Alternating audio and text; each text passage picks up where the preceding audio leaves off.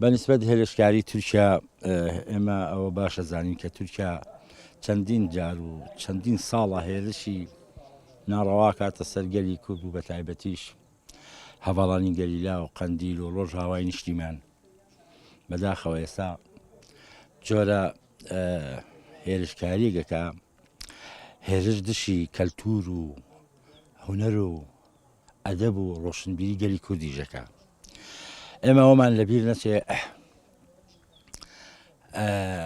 هەڵەکە ئەخەینە سەر ئەو تیڤیانی کە لە باشووری کوردستان بەرنمەکانیان ئەگوێزنەوە بۆ نمونە من ڕۆژێکیان لە حەلقەیەکا بینیم لە بەرنمەیەکی تیڤیەکانی باشوور بوو تەمسیل بوو حەلقەی تورکی بوو دۆبلاژ کرا بوو لە کاتێکە هەموو ئەکتەرەکانی خۆمان بڕۆ لە چاخانەی شعب کەوتون بەبێ ئەوەی هیچ کار و هیچ چالاکییان هەبێت چکە مەبەستیان وایە ئیشیان پێ نەکەن مەبەستیان وایە کەلتور چۆن لە ناوبەرن لە حەلقەکە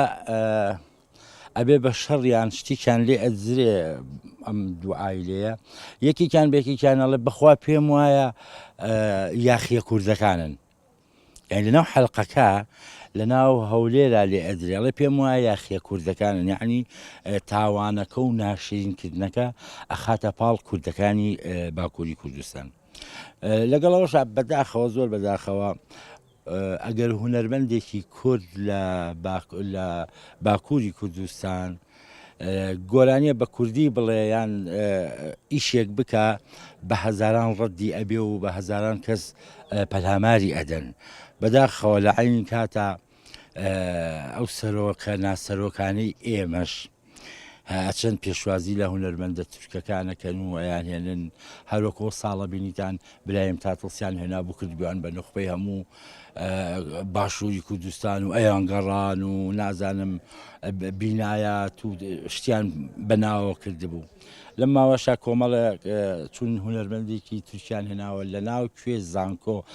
زانکۆ قیمەی ئەخلاق قیمەی ئەدەبە ینی تۆ نەدێناوە بۆ قوتابخانەیەکی ابتیدایی تو هێناتە بۆ زانکۆیە کە ئیتر ینی من نازانم ئەمان ئەیانەوێت چی بکەن ئەمان ئەوە ماوە بە ئەمری تورکیا و بە ئەمری ئێران بەڕاستی هەر مێشکی گەلی کورد چۆن ئەڵێ فۆرماتی لاپتۆپەکەم ئەەکەم فۆرماتی مێشکی گەلی کورد بکەن بەداخەوە هونەری ئێمە وەکو لە چواردەورەوە پەلاماری ئەدرێ ئێمە خۆشمان لە ناو خۆشمانە پەلامارمان داوە خۆشمان تێکمان داوە بەڵام بەداخەوە ئێمە هەموو جارێ ئەڵێم ئیدانێ ئەواناکەم کە سوور ئەزانن تورکیا پەلاماری براکانی ئەمادەن کە چێچن بەڕێز و احترامەوە هونەرمەندەکانیان بانکەن و هونەرمەندەکانی خۆشمان لە چاخانەکان کەوتون و زائیدەنەوەی گەر هونەرمەندێ لە باکووری کوردستانیش گۆرانیەک بڵێ ئەو بە چەندین کەس پەلاماریان بەداخەوە وڵاهی من چیت پێ بڵم هونەرمەندانی کورد تا حەدێک هەندێکیان یعنی زۆر کەمیان کاڵم هەندێکیان باشن هەڵوێستێکی بچکۆلانێ هەر نەبێت دژی نەتەوەکەی شت ناکە ئەگەر هیچ نەکە دژی نەتەوەکەی شت ناکە بەڵام بەداخەوە هەندێکمان هەیە وەک تورکیا چۆن لە کللتور و هونەر و ئەدەب و نووسەر و ڕۆشنبیری دەدا ئەوش خۆی لێ ئەدا بە ساقەوە من نمونەیەکی زۆر خۆشت بۆ بێنمەوە حەزەکەم بە برادەرێکم وە ئەی بۆ هەلامە شیرین جا بۆچی ماچمان نادەیت تێجنێوی عنی چی ماناکەی چییە وتی ئێمە مامۆستا جاسمەوە کوردیە معناکەی ئەوەیە وتم یعنی چی کوردیە ئای بۆ هەلامە شیرین جا بۆچی ماچمان نادەیتێ بۆ شیرین سۆزانیە ماچبا بە هەمومان شیرینێک کە وەختی خۆی ئەم گۆرانیە وتراوە گۆرانیە کە لە ئاسەڵە ئەڵێ ئەی بۆ هەرامە شیرین هەرامە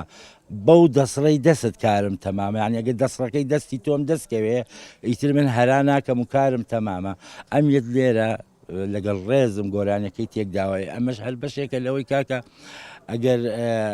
کللتوری تورکیا بێت کللتورەکەمان تێک با زۆربەی زۆری هونەرمەندانی خۆشمان ئەمانیان کردووە لەگەڵ ڕێزما بۆ بازێکیان من لێرە پێویستە بە خۆیان ناپچنەوە پێویستە بزانن هوەر مانای چی هوەر بۆچی ئەکە ئەزیزەکەم هوەر هەر ئەمەنیەکە تۆ دانیشی خەڵک هەڵپەڕێنی بەڕاستی تۆ گەلەکەی تۆ ئێستا بندەسە گەلەکەی تۆ ئێستا پێویستی بەوە هەیە کە تو شۆڕش جێرانە تۆ بتانی چەند سرودێک بڵێیتە یعنی خزمەتی گەلەکەی خۆ بکە کاکە خزمەتی زمانەکەی خۆ بکە بەداخەوە کە من تا ئێستا هیچ هەڵوێستێکم بە فەرمی نەدیوە لە هوەرمەندان دڵنیاشت دەکەم لەوەی زۆر جار هەبووە تاک هوەرمەندەکان چوین بۆ لایەن و داوەتنامەمان بۆ بردوون کە گوایە خۆنیشاندانێکەکەن دژی ئەو هێرشکاری ئەکرێتە سەر ڕۆژاوای کوردستان بەداخەوە زۆر بەداخەوە کاتێک چوینەتە خۆنیشاندانەکە تەنها دوو هوەرمەندم تیان نەدیوە یعنی ئەمە من تێناگەم ئەگەڕێتەوە بۆ ئەو دەسەڵاتی لە باشووری کوردستان ئەم هوەرمەندانەی بەمێگەل کردووە ئەگەڕێتەوە بۆ ئەو 300 هەزاری کە وەکو مەعاش وەری گرتووە ئیتر نابێ هیچ قسەیەک بکە یعنی بەداخەوە گەلی ئێمە لە باشووری کوردستان پێویستی بە پەروەردەیەکی زۆر باشەیە.